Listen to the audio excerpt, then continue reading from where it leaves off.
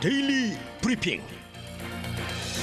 네, 오늘 데일리 브리핑에서는 미국 한인 유권자연대 김동석 대표 함께합니다. 어서 오십시오. 네, 안녕하세요. 항상 이 전화로 우리가 대화를 나누다가 오늘은 또 직접 스튜디오까지 오셨는데, 네, 그렇습니다. 스튜디오니까 좋습니다. 아니 워싱턴 DC에서 어떻게 여기까지 오셨어요?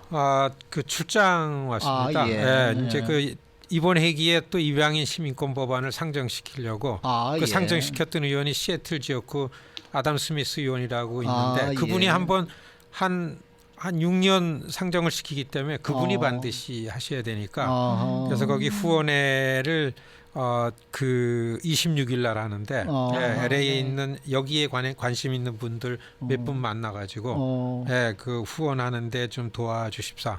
그 일로 왔습니다. 그러면 이제 워싱턴 주로 올라가셔야 되겠네. 이제 돌아갔다가 워싱턴 갔다가 워싱턴 주로 갑니다. 예. 하루 있다가 갑니다. 그 법안 아이고. 상정은 좀 앞으로 전망이 좀 어떻습니까? 긍정적이어야 되는데요.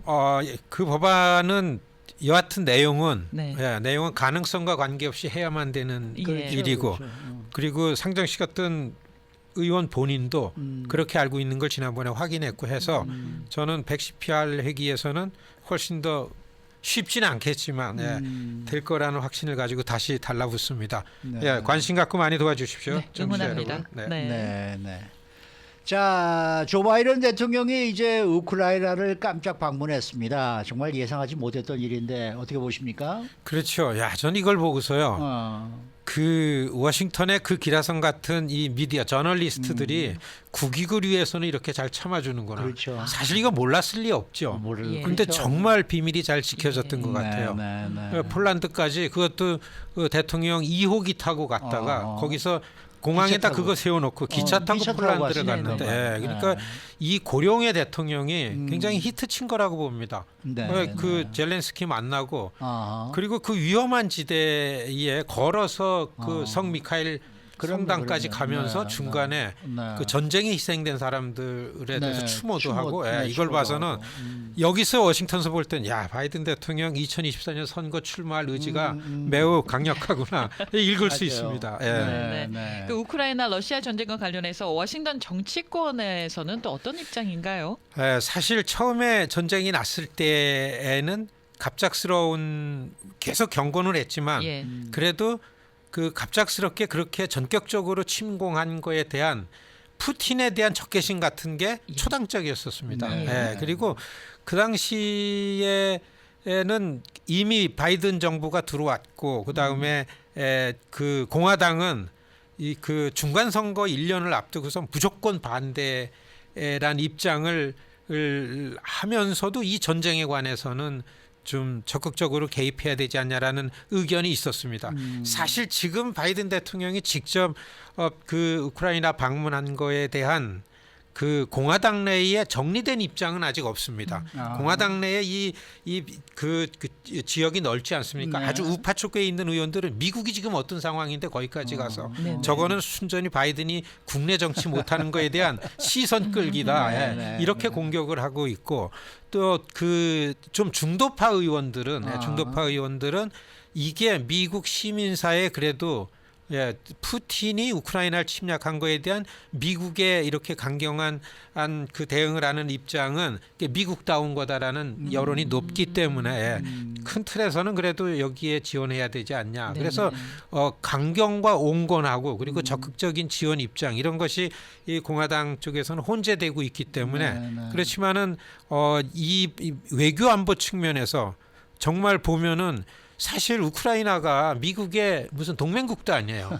무슨 뭐 가스 석유 나는 나라도 아니잖아요. 그리고 또 핵심 무역 상대국도 아닙니다. 그렇죠. 그렇지만 미국이 여기까지 이렇게 되는 거는 그 주변국들 그리고 미국이 러시아에 그 쏠려 있는 거에는 더 큰 관심사는 러시아와 중국이 어떻게 지금 붙냐라는 것이 최고의 관심사죠. 그렇죠. 이번에 그 바이든 대통령 우크라이나 갈 때에요 3가지가 겹쳤습니다.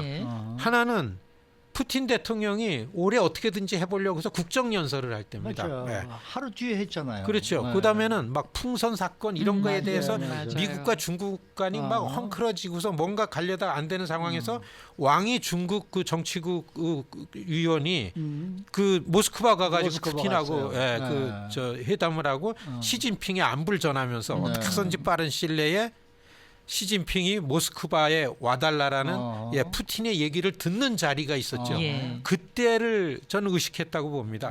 그리고 바이든 대통령 간 것에 대해서 우리가 주목해야 될 거는 사실 2014년도에 러시아가 우크라이나 침공해가지고 크림반도를 점령했습니다. 네. 그때 우크라이나가 저렇게 러시아에 좀 무너지면은 러시아에 대해서 이 경기를 내는 주변 국가들 있지 않습니까? 네, 네. 폴란드 앞장서죠. 네. 체코, 체코슬로바키아라든지 네, 네. 불가리아든지 네. 이런 나라들이 그 러시아에 대항해서 만드는 게 부크레슈티 9개국이라는 게 그렇죠, 있습니다. 그렇죠. 이 정상회담이 사실 어제인가 있지 않았습니까? 오늘도 있었죠. 예, 오늘까지 예. 했죠. 이 네. 정상회담을 겨냥해서 저 바이든 대통령이 가가지고 나토와 부크레슈티 9개국과 이 접점을 만들어서 이렇게 연결하면서 이 연대를 시키는 이런 모든 게 점철된 이번에 우크라이나 방문은 바이든으로서는 국내 정치적으로도 그렇고 세계에 대한 미국의 메시지도 그렇고서 남는 장사였다. 네. 이렇게 보여집니다. 어떻게 보세요? 그 지금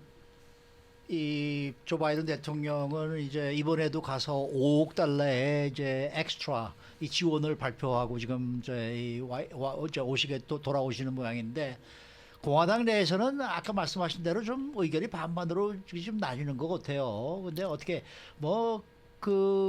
이렇게 지금 계속해서 미국이 우크라이나를 지원한 데 대한 공화당 쪽의 반발 목소리가 앞으로 훨씬 더 커질 그런 채수는 없는 겁니까? 사실 이제 우리 미국 시민은 국내 정치로 이걸 보는 게 맞다고 보는데요.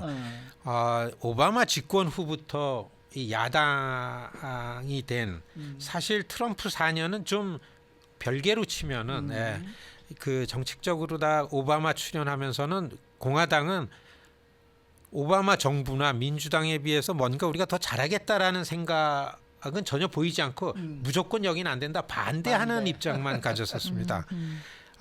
어떻게 보면은 이 외교안보라는 미국의 전략에 대해서도 일정 부분 정치만 아는 사람들은 무조건 반대하는 목소리가 있었었습니다.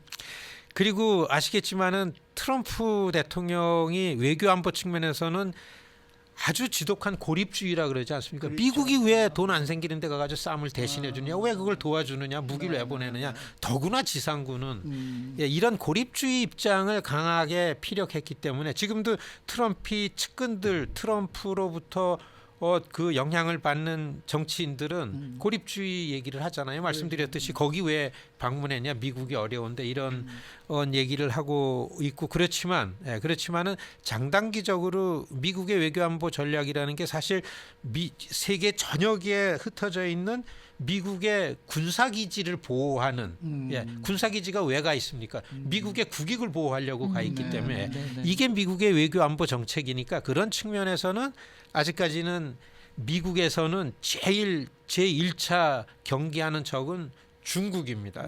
그렇기 때문에 포스트 중국을 가지고서 이 러시아 우크라이나 전쟁도 보고 있다라고 보는 게 맞는데 여하튼 미국이 지금 쉽지 않잖아요. 팬데믹 통해서 볼 때는 미국 시민들이 얼마나 몸살을 겪었습니까? 서플라이 체인, 이 공급망이 허술하기 때문에 그래서 부가가치에 대해서 딸리고 경제적으로 다 크게 미국이 이익이 아니더라도 일단 제조업을 미국 안으로 갖고 오는 거에 대해서는 여야가 쏠려 있기 때문에 모든 그 신경은 중국이기 때문에요. 과연 이러한 측면에서 중국과 러시아가 어떻게 맺어지는가라는 거에 대해서 미국이 반응할 거라고 봅니다. 이런 점에 있어서는 여야 할 것 없이 초당적이라고 봅니다. 그래서 사실은 이 우크라이나 전쟁에 대한 미국은 지금 빨리 전쟁을 끝내야 됩니다. 전쟁을 끝내야 되니까 지금 그 여야가 전쟁을 빨리 끝나기 위해서는 그냥 왕창 지원해주고 탱크도 보내고 어떻게 보면은 한쪽에서는 병력도 보내야 되지 않냐라는 얘기도 없지 않습니다. 그렇게 해서라도 푸틴이 어느 선에서 물러나게끔 하는 게 좋은 전략이 아닌가 라는 부분 그렇기 때문에 바이든이 가가지고 안심해라 미국이 안 가겠다 해가지고 하고 그리고 러시아 푸틴 입장에서도 중국이 뒷배가 돼준다 하더라도 이거를 오래 끌 수 없는 그런 부분들이 있기 때문에 양쪽에서는 빨리 전쟁을 끝내는 데는 서로 같은 생각인데 어떤 상황을 만들어내면서 끝내느냐 여기에 있어서는 미국에 대해서는 중국이 관건이라고 보여집니다. 네, 지금 댓글에 김동석 대표님 항상 훌륭하신 일 하십니다. 응원합니다라고 댓글 달아주셨고요. 방금 이제 중국 말씀하셨는데 그 중국에 뭐 풍선 사건도 있고 또 의원들이 대만을 방문한 것도 있는데 요 사이에서 이렇게 밖에서 바라보면은 미국은 그 중국을 견제하기 위해서 너무 일본하고 가깝지 않나. 그렇게 되면 한국의 위치는 어디에 있나. 이런 게 살짝 또 걱정도 되고 하거든요. 그러면 한국과 미국의 관계는 좀 지금 어떤 상황인 거예요? 그렇죠. 그 일본이 이제 스트레스가 많지 않습니까? 한국이 일본과의 정리해야 될 문제가 아직 많죠. 네. 중요한 부분들. 구체적으로 영토 문제도 있고 그렇기 때문에 맞아요. 여기에서 지금 일본을 아시아의 그 정점으로 하고 미국이 이제 인도 태평양 새로운 전략을 만들어내는데 한국이 스트레스가 엄청 많은 거죠.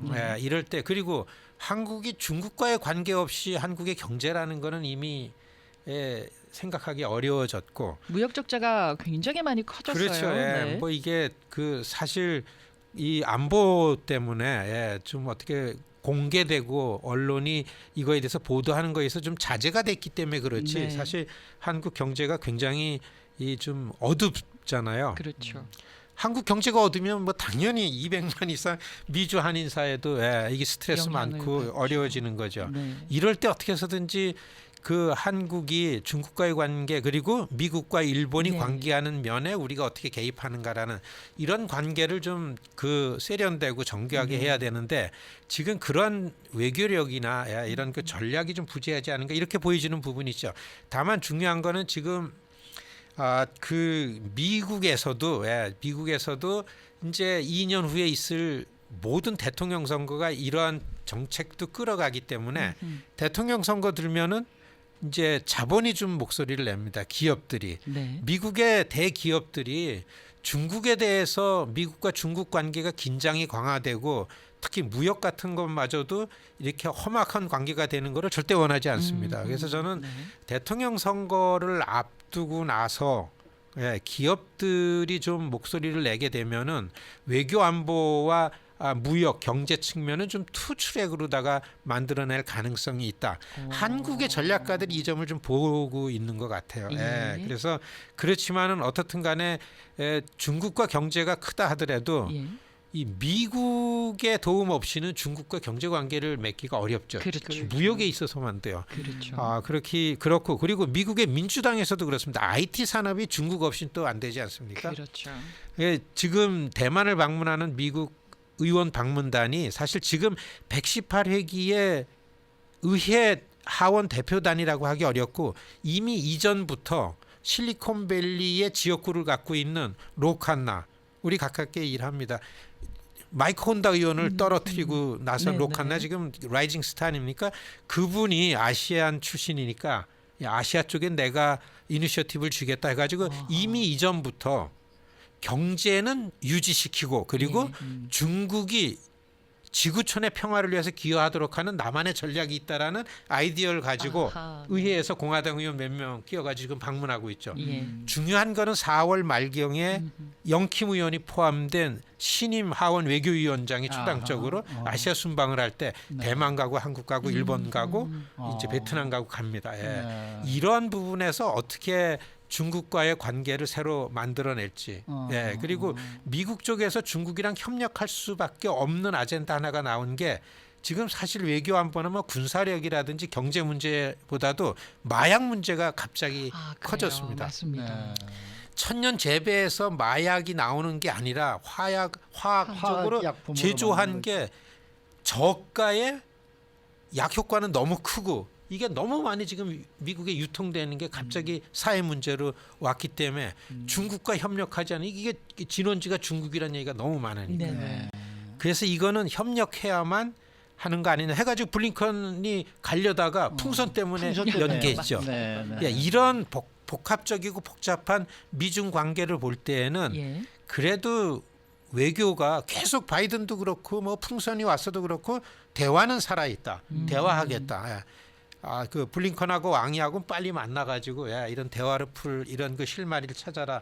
이런 거 오피니언 리더들이 이 반복돼서 강조하기 때문에 그래도 경제가 어려워지는데 이렇게까만 가지 않지 않느냐 이런 게 이제 전문가들이 기대하고요. 사실 Foreign Affairs 그 잡지에 나온 그 중국과의 관계의 돌파구 나오는 거 보면은 긴장을 좀 완화시킬 방법을 서로 찾아야 되지 않겠는가라는 얘기가 많이 납니다. 다만 이 미국 안에 있는 대만계들이 무섭지 않아요? 사실 여러분 미국이 대만은 지금 나라도 아니잖아요. 근데 이렇게 왕창 대만 가는 건요 역할이 미국에 있는 중국 사람들 역할이 있어요.